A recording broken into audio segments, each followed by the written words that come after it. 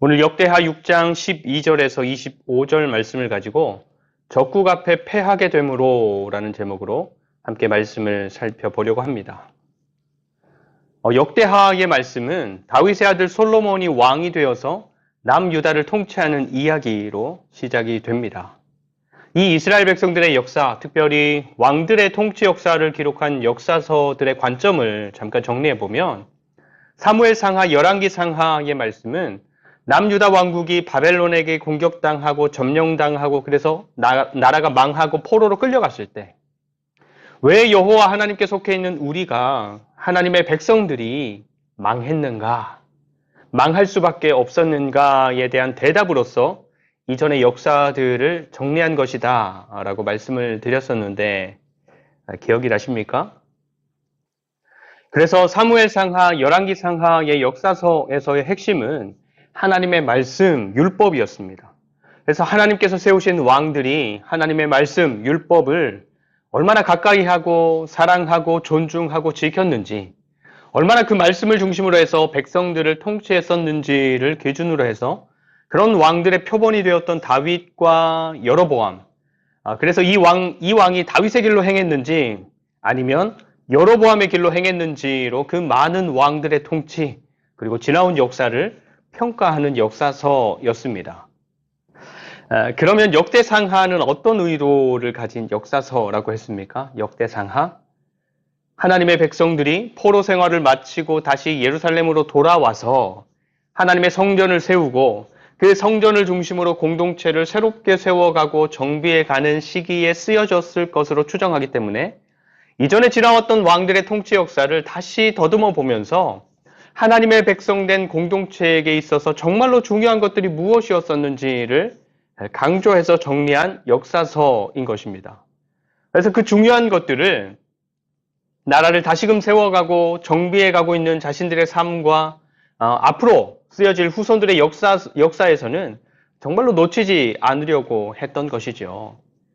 그래서 역대기, 특별히 역대하에 정리된 역사서를 통해서 강조되는 것을 보면 하나님께서 다윗과 맺은 언약, 내가 너의 왕위를 견고하게 하겠다. 그리고 이 왕위를 끊이지 않게 하겠다 하셨던 그 언약이 강조됩니다. 포로로 끌려가서 살았던 백성들이잖아요. 그래서 망한 것 같았잖아요. 그렇지만 완전히 망하지 않고 돌아와서 다시 시작하는 공동체를 향해서 하나님께서 그 언약 관계 안에서 다시 회복하도록 이끌어 주실 것이다. 이런 메시지를 강조하는 것이죠. 그리고 다음으로는 하나님께서 함께 하시는 것을 상징하는 성전. 그 성전에서 드려지는 예배와 예식과 기도와 또 거기에서 말씀하시는 하나님의 말씀, 율법이 너무너무 중요하다라는 것을 지나온 왕들의 통치 역사에서 찾아내고 그런 것들을 중심으로 역사를 정리하는 것으로 강조하는 것입니다. 그래서 역대하를 시작하면서 강조되는 것을 보면 우선은 솔로몬이 왕이 되어서 하나님 앞에 드렸던 예배, 제사, 우리가 일천번제라고 부르는 그 예배입니다. 솔로몬이 하나님 보시기에 얼마나 정성스러운 예배를 드렸는지 하나님이 솔로몬의 꿈에 나타나시잖아요. 그래서 내가 너한테 무엇을 줄꼬 하시잖아요. 그렇죠? 그리고 그 다음으로 솔로몬이 하나님께로부터 받은 지혜와 가진 능력과 할 수 있는 모든 정성을 다해서 이루어냈던 성전 건축. 하나님이 거하시는 곳, 그래서 거기에서 말씀하시고 거기에서 예배를 받으시고 거기에서 백성들의 기도를 들으시겠다 하시는 성전을 건축했던 일을 자세하게 기록해서 강조하는 것입니다. 그래서 하나님께서 솔로몬이 했던 성전 건축을 기뻐하셨다라는 것을 어떻게 말씀해 주시냐 하면 그렇게 성전을 건축하고 그 안에 있어야 할 언약궤가 들어가서 지성소에 자리 잡으니까 그 성전 가운데 구름이, 하나님의 임재를 상징하는 구름이 정말로 빽빽하게 사람들이 그 안에 서 있을 수 없을 정도로 빽빽하게 들어차는 것입니다. 그래서 솔로몬이 지은 성전을 하나님의 영광으로 가득히 채우는 것으로 하나님께서 그것을 기뻐하고 계신다라는 것을 말씀해 주시는 것이죠. 그래서 솔로몬이 6장에서 다른 누구도 아닌 하나님을 향해서 기도하는 것인데 전반부 앞에 11절까지의 내용은 이것입니다. 하나님께서 말씀하신 대로 지금까지의 이 모든 일들을 하나님께서 이루셨습니다 하는 거예요. 사실 그리스도인들이라면 누구나 하는 삶의 고백입니다. 하나님께서 하셨습니다. 그렇죠? 우리도 우리의 삶을 돌아보면서 그렇게 고백하지 않습니까? 한 해 동안의 삶을 돌아보면서 하나님께서 하셨습니다. 그렇게 고백하고 정말로 힘들었던 문제, 먼지 풀풀 나는 광야 같은 삶을 지나고 난 후에도 그 지나온 삶을 돌아보면서 그렇게 하나님께서 하셨습니다. 그렇게 고백하면서 감사하고 찬양하는 사람들이 바로 우리 그리스도인들인 것이죠. 그래서 하루를 마무리하면서 하나님께서 하셨습니다. 또 한 주간을 마무리하면서 이번 주에도 하나님께서 인도하셨습니다. 한 달을 마무리하면서도 하나님께서 함께 하셨습니다. 1년을 마무리하면서도 하나님께서 이루셨습니다. 그렇게 우리가 살아내는 모든 일상의 삶의 현장 곳곳에서 또 삶에서 마주하는 수많은 일들 속에서 하나님의 함께 하심을 발견하고 도우심을 발견하고 인도하심과 역사하심을 발견하고 그래서 더 하나님을 발견하고 알고 경험하는 사람들로 자라가는 저와 여러분들의 삶이 되시기를 정말로 축복합니다.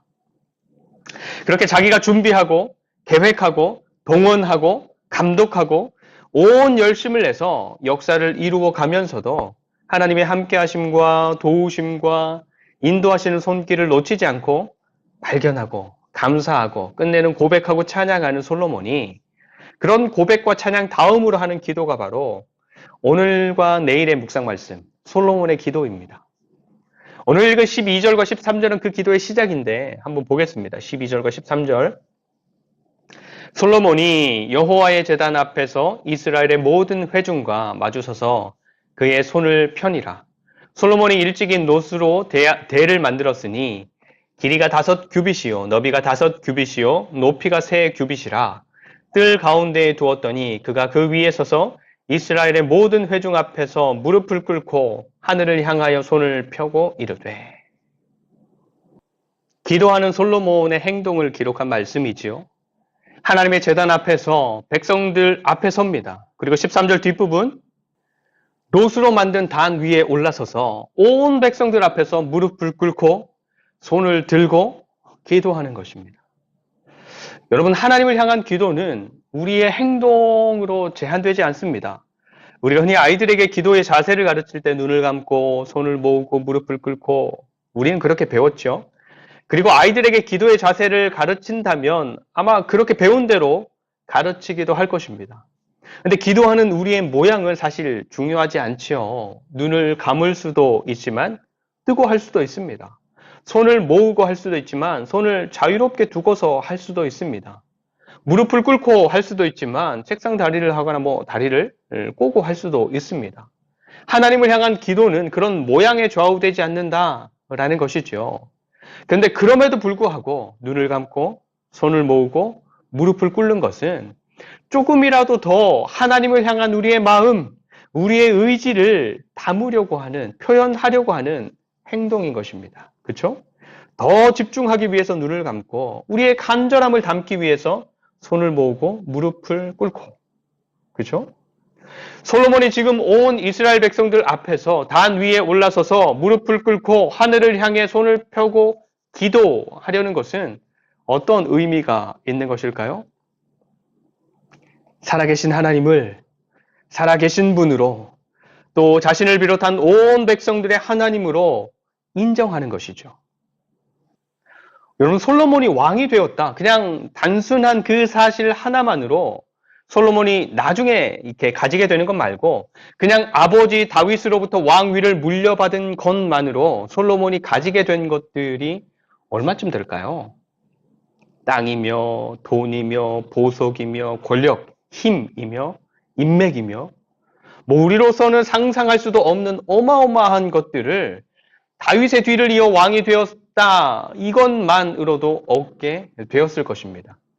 근데 인간은 그쯤 되면 사실 어깨가 좀 올라가기 마련이지요. 내가 하고 싶은 대로 하는 삶을 살기 마련이지요. 그런데 솔로몬은 아버지 다윗으로부터 그 많은 것들을 고스란히 물려받았음에도 불구하고 온 백성들 앞에서 하나님을 향한 단 위에 올라서서 그 무릎을 꿇는 것입니다. 또 하나님이죠. 하늘을 향해서 두 손을 드는 것입니다. 내가 많은 것을 가진 왕이 되었고, 그래서 할 수 있는 것도 많고, 누릴 수 있는 것도 정말로 많은 왕이지만, 나 역시 하나님의 통치를 받아야 하는 사람이고, 하나님께 무릎을 꿇고 손을 들고 도움을 구해야 하는 사람이고, 하나님을 의지하고 살아야 하는 한 사람의 인간일 뿐이다 라는 것을 온 백성들 앞에서 인정하며 보여주는 것입니다. 여러분, 우리가 하나님을 향해서 기도하지 않아도 될 만큼 대단한 사람들이 되었습니까? 기도하지 않아도 살아갈 수 있고, 기도하지 않아도 이루어낼 수 있고, 기도하지 않아도 해결할 수 있고, 기도하지 않아도 원하는 모든 것들을 마음껏 누릴 수 있는 그런 대단한 사람들이 되었습니까? 그런 사람은 이 세상에 존재하지 않습니다. 하나님 없이 살아가는 사람들이 아니라면 그런 사람은 이 세상에 존재하지 않는 것입니다. 온 세상의 주인으로 살아계시고 그것들을 원하시는 뜻대로 통치하시는 하나님을 인정하고 고백하는 사람들이라면 하나님 앞에 나아가서 무릎 꿇고 손을 들어 그분의 긍휼하심을 구하고 그분의 은혜 주심을 구하는 삶이어야 마땅한 것이죠. 여러분, 우리가 하나님께 기도하는 것이 우리에게 짐입니까? 짐? 그리스도인들의 의무, 책임감, 그래서 무겁고 힘들고 하기 싫고 그런 것입니까? 형식만 남은 종교 생활이라면 그럴 수밖에 없겠지요. 그런데 우리가 믿는 하나님이 살아계신 하나님이라는 것이 분명하고 그분의 지혜와 능력이 전지전능하다라는 것이 분명하고 세상의 모든 것이 그분의 것이고 세상의 모든 것이 그분의 뜻 안에서 통치된다라는 것이 분명하다면 오히려 그런 하나님께 기도하는 것, 기도로 그런 하나님을 의지하는 것, 기도하면서 그런 하나님과 가까워지고 그런 하나님을 더 알게 되고 더 친밀하게 되고 기도로 그분의 통치에 참여하게 되는 것인데 오히려 기도가 힘이 되고 능력이 되고 지혜가 되는 것 아니겠습니까? 여러분, 세상에 사람 누구라도 능력 있는 사람, 지혜 있는 사람, 똑똑한 사람을 알게 되고 친하게 되면 우리 삶에 조금이라도 도움이 되지 않습니까? 그런데 기도는 살아계신 하나님과 더 가까워지는 길인 것입니다. 눈을 감아요. 두 손을 모아 불러보아요. 하나님의 이름. 내 작은 목소리도 하나님 들으시죠. 마음을 다해 기도해요. 여러분, 기도는 하나님을 더 많이 얻을 수 있는 정말로 좋은 길입니다. 내가 하는 일이 잘 되어도 솔로몬만큼 잘 되겠습니까? 내가 정말로 많은 것들을 가져도 솔로몬만큼 가지게 되겠습니까? 내가 어떤 능력치를 쌓는다.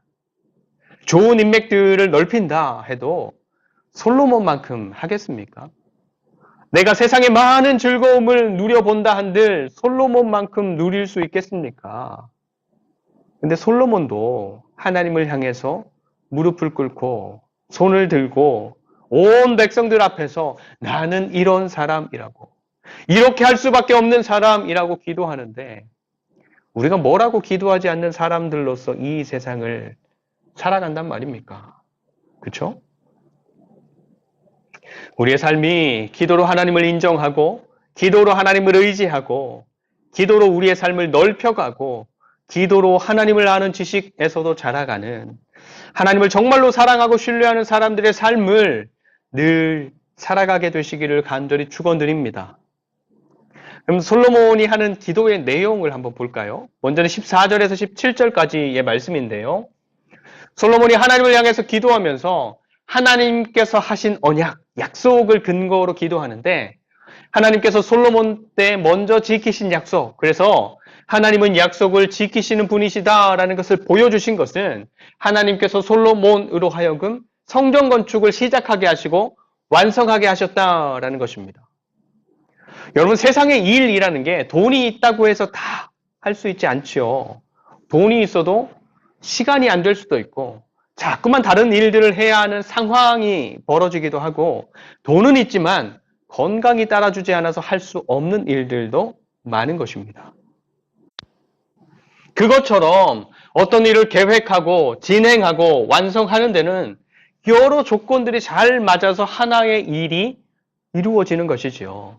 근데 성전 건축이라는 것은 아버지 다윗 때부터 열망하고 준비해 오던 것이었고, 솔로몬 자신도 정말로 많은 것들을 준비해서 진행해야 했던 엄청난 역사였는데, 그것이 무리 없이 완벽하게 하나님께서 그 성전 가운데 임재하시는 것까지 정말로 완벽하게 이루어졌으니까 하나님께서 이루신 이 일이라 고백하지 않을 수 없는 것이죠. 그래서 하나님께서 다윗에게 하셨던 또 다른 약속, 다윗의 왕위를 견고하게 하고 지속되게 하겠다라는 약속도 하나님께서 지켜주실 것을 기도하는 것입니다. 사실 조금 더 쉽게 말하면 내가 있는 자리에서, 상황에서, 문제에서 하나님의 뜻대로 구하라는 것입니다. 예수님께서 겟세마네에서 기도하셨던 것처럼 하나님, 내가 원하는 것은 이 고난의 잔을 마시지 않고 지나가는 것이지만 내 뜻대로 마시고 아버지의 뜻대로 하시옵소서 하는 기도. 왜냐하면 내가 원하는 대로 상황이 풀어지고 이루어지고 흘러가는 것보다 하나님께서 인도하시는 대로 흘러가고 이루어지는 것이 더 큰 선을 이루는 길이 되기 때문인 것입니다. 그래서 우리가 어떤 상황에서, 문제에서 분명한 하나님의 뜻을 안다면 그렇게 되어지기를 기도하면 되겠지만, 기도하는 중에 우리는 계속 물어야 하는 것입니다. 하나님, 어떻게 하는 것이, 어떻게 되는 것이 하나님의 뜻입니까? 그래서 우리가 원하는 것들도 하나님을 향해서 간구해야겠지만, 무엇보다 지금 내가 마주하는 상황에서 하나님의 뜻이 이루어지는 것을 위해 기도하는 것이 더 좋은 응답을 받는 길이 되는 것입니다. 그리고 이어지는 18절부터의 말씀은 백성들을 위해서 하는 중보 기도인데 21절을 한번 보겠습니다. 21절. 주의 종과 주의 백성 이스라엘이 이곳을 향하여 기도할 때에 주는 그 간구함을 들으시되 주께서 계신 곳 하늘에서 들으시사 사하여 주옵소서. 아멘. 하나님의 백성들이 성전을 향해서, 하나님이 성전에 계시니까 사실은 하나님을 향해서라는 말이지요. 하나님을 향해서 기도할 때 그 기도에 응답해 주십시오 하는 것이고, 더불어서 혹시나 죄를 지어서 회개할 때는 용서해 주십시오 하는 것입니다. 그래서 그 구체적인 내용들이 22절부터의 말씀인데, 22절부터는 사람들이 살아가면서 자신들의 결백이나 어떤 사실에 대해서 맹세할 때 그것을 하나님 앞에서 하거든 하나님께서 선악간에 그들의 행위대로 판단해 주셔서 의로운 자는 그 의로움이 드러나게 하시고 악한 자는 그 죄가 드러나게 하셔서 그 행한 대로 갚아주십시오 하는 것입니다. 그리고 24절과 25절 말씀은 하나님의 백성들이 하나님의 뜻대로 살지 못하고 있다라는 것이 전쟁의 승패로 증명되었을 때 백성들이 하나님을 인정하지 않고 자기 멋대로 살았음을 인정하고 다시 하나님의 이름을 부르면서 하나님께로 돌아온다면 그들을 용서해 주십시오. 다시 받아주십시오. 그리고 이전의 삶을 회복하게 해 주십시오 하는 기도입니다. 그리고 그 뒤에 이어지는 기도의 내용들도 보면 백성들이 하나님을 떠나서 자기 멋대로 살아가거나 하나님이 아닌 다른 것들을 쫓아가는 죄를 지었을 때 하나님께서 그 죄를 깨닫게 하시려고 재앙들을 주시고 전쟁에서 패하게 하시고 더 심하면 포로로 끌려가는 수치를 겪게 하실 텐데 그때에 그 백성들이 깨닫고 하나님께로 돌아온다면 범죄한 백성들을 용서해 주십시오 하는 기도인 것입니다. 여러분, 사실 우리도 하나님 앞에서 기도할 때 보면 회개하는 내용들이 정말로 많지 않습니까?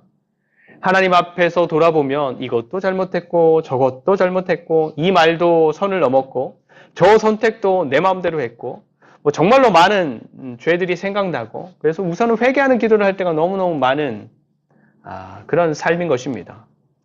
신앙이 약하면 약한 대로 회개할 것들이 많고 신앙이 깊어져도 깊어진 대로 하나님 앞에 회개할 것들이 정말로 많은 것입니다. 바울도 예외가 아니었잖아요. 바울도 뭐라고 했습니까? 내가 죄인 중에 괴수다 라고 할 정도로 하나님을 알면 알수록 또 하나님을 향한 우리의 믿음이 크면 클수록 우리의 작은 죄들, 정말로 작은 부끄러움들까지 더 자세하고 선명하게 보여지는 것입니다. 그래서 하나님을 믿는다라고 하는 사람들 중에서는 회개가 필요하지 않는 사람이란 존재할 수 없는 것이죠. 근데 여러분, 만약에 우리가 하나님을 거슬러서 하나님의 뜻과 다르게 살아가는데, 그래서 우리가 그냥 내가 원하는 대로 삶을 살아가는데, 우리가 그런 우리의 죄를 깨닫지 못하고 계속해서 그냥 그렇게 살아간다면, 결국 우리의 삶은, 우리의 영혼은 어떻게 되는 것입니까? 망하는 것입니다. 그렇게 끝이 나는 것입니다. 다시 말하면 삶이 잘 되고 일이 잘 풀리고 자식들도 막 좋은 대학 가요. 돈 많이 버는 직장 들어가요. 인정받는 자리 막 잘 나가요. 그런데 그렇게 선택해서 가는 삶이 하나님과 상관없이 승승장구하는 삶. 그래서 그 삶에서 하나님은 찾아볼 수 없단 말이죠. 그런데 잘 되고 또 잘 되니까 그냥 그렇게 살아가요. 근데 그러면 그 인생의 끝은, 그 영혼은 결국에 어떻게 되는 것입니까? 망하는 것입니다. 근데 24절을 보십시오. 24절. 만일 주의 백성 이스라엘이 주께 범죄하여 적국 앞에 패하게 되므로, 적국 앞에 패하게 되므로, 전쟁에 나갔다가 적들에게 패하게 되면 엄청나게 아픕니다. 엄청난 손실입니다. 그런데 하나님의 백성들이 그렇게 패하고 아프고 엄청난 손해를 보게 되어서 무엇을 깨닫게 되는 것입니까? 우리가 하나님 앞에서 잘못 살고 있었구나. 우리가 하나님 앞에서 잘못 살고 있었구나를 깨닫게 되는 것입니다. 그래서 그 죄를 깨닫고 다시 하나님을 찾아가는 것입니다. 적국 앞에서 패하게 되므로 주의 이름을 인정하고 주께로 돌아와서 주께 빌며 간구하거든. 여러분, 이렇게 된다면 적들에게 패하게 된 것은 아프지만, 손해도 많이 봤지만 너무너무 큰 은혜인 것입니다. 이해가 되십니까? 반대로 보면 전쟁에 나가면 백전백승입니다. 내가 손만 댔다 하면 성공합니다. 잘 됩니다. 칭찬받습니다. 그런데 우리의 삶은 하나님께로부터 점점 더 멀어집니다. 하나님이 잊혀집니다. 그러면 우리가 아무리 많은 것들을 얻고 누리고 이루었더라도 그것은 저주입니다. 우리의 삶이 너무너무 큰 저주 가운데 있는 것입니다. 이해가 되십니까? 여러분, 아이들을 키울 때도 마찬가지예요. 아이들이 그 일을 통해서 무엇을 얻게 되는지를, 또 그 일을 통해서 무엇을 잃게 되는지를 분명하게 보셔야 합니다. 공부를 잘하고 친구들을 두루두루 잘 사귀고 인정받고 즐거워하는 것 너무너무 중요하지만, 우리가 아이들을 위해서 무엇인가를 선택하고 격려하고 하도록 이렇게 이끌어가는 기준에 있어서는 그것보다 더 중요한 것이 있죠. 무엇입니까? 우리 아이가 그것을 통해서 하나님을 얻게 되는가? 아니면 그것을 통해서 하나님을 잃게 되는가? 우리 어른들도 마찬가지이지만 아이들이 하나님을 얻도록 격려하고 도와주고 이끌어가는 것은 너무너무 힘듭니다. 10번 하면 한 번 될까 말까? 그런데 하나님을 잃게 하는 것은 너무너무 쉽습니다. 얻게 하는데 100이 필요하다면 잃게 하는 것에는 10도 필요하지 않은 것입니다. 여러분, 지금 우리의 삶에, 또 우리 아이들의 삶에, 우리의 가정에 하나님을 얻게 하는 것 무엇이 있습니까? 하나님을 얻게 하는 것. 그리고 반대로 지금 우리와 우리 아이들의 삶에, 그리고 우리의 가정에 하나님을 잃게 하는 것은 무엇입니까? 우리로 하여금 하나님을 향하게 하고 하나님을 의지하게 하고 하나님을 얻게 하는 일이라면, 적들에게 패하게 되는 것 같은 일이라도 우리에게는 은혜요, 감사요, 찬양이 된다라는 것을 믿으며 삶을 경영해 가시는 저와 여러분들이 되시기를 축복합니다. 그래서 삶의 어떤 상황을 마주하게 되더라도 그 가운데서 하나님의 뜻을 발견하고 하나님을 더 가까이 하게 되고 얻게 되는, 그래서 하나님과의 친밀함과 하나님을 신뢰함이 날마다 자라가는 살아있는 신앙생활을 하는 저와 여러분, 그리고 사랑하는 하늘둥지 교회가 되시기를 간절히 축원드립니다. 기도하겠습니다. 하나님, 우리가 마주하는 모든 삶의 현장에서 하나님을 향해서 두 손을 들고 무릎을 꿇고 기도하는 사랑하는 당신의 백성들이 되게 하여 주시옵소서. 그래서 우리가 보기에 좋은 일이든 좋지 않은 일이든 그 모든 상황이 살아계신 하나님을 얻고 누리는 삶의 현장이 되게 하시고, 그래서 하나님을 아는 지식에서도 날마다 자라가는 사랑하는 주의 자녀들이 되게 하여 주시옵소서. 감사드리며 언제나 우리를 생명으로 이끄시는 예수 그리스도의 이름으로 간절히 축복하며 기도드립니다. 아멘.